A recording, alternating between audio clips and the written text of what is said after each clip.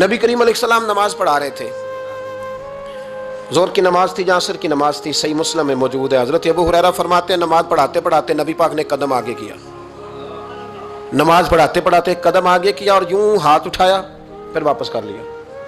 اب نماز پڑھ کے نا تو سلام پھیرا تو صحابہ عرض کرنے لگے یا رسول اللہ صلی اللہ علیہ وسلم وہ نماز میں پیر بھی آگے کیا تو ہاتھ بھی اٹھایا، تو وجہ کیا تھی؟ پہلا سوال تو یہ ہے کہ آپ لوگ نماز پڑھ رہے تھے یا حضور کو دیکھ رہے تھے؟ تو صحابہ تو پہلے ہی بتاتے ہیں کہ بھئی ہم تو پہلی صف میں نماز اس لیے پڑھتے تھے کہ نماز بھی ہوتی رہتی تھی اور چپ کے محبوب کی دید بھی ہوتی رہتی تھی۔ حضور سے پوچھا یا رسول اللہ وہ نماز پڑھتے پڑھتے قدم آگے بڑھایا آپ نے تو پھر پیچھے کر لیا، کیا تھا؟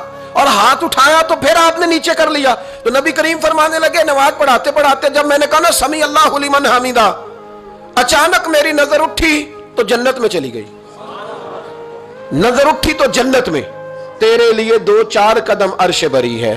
تو محبوب فرماتے ہیں جب میری اوپر نظر گئی نا تو میں نے دیکھا کہ انگوروں کا ایک خوشہ لٹک رہا ہے جنت میں، تو میں نے ہاتھ بڑھایا کہ توڑ لوں۔ حضور کھڑے ہیں مسجد نبوی میں اور فرماتے ہیں کہ میں یہاں کھڑے ہو کے ہاتھ اونچا کروں تو میرا جنت تک پہنچ جاتا ہے۔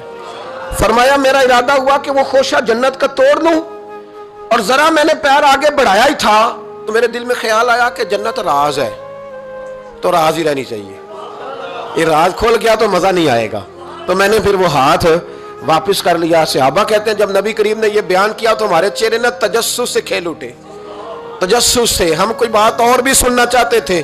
تو محبوب فرمانے لگے اگر میں وہ خوشہ توڑ کے لے آتا اور تمہیں دے دیتا تم قیامت تک بھی کھاتے رہتے تو تم سے ختم نہیں ہونا تھا۔ یہ صحیح مسلم کی حدیث ہے۔ او بھائی میرے رسول کریم کے واقعہ معراج پہ شکوہ کرنا، کہنا سمجھ میں نہیں آتی کیسے گئے تھے، تو جو چاہے تو ہر شب ہو مثال شب اسرا، اس لیے کہ تیرے لیے 2-4 قدم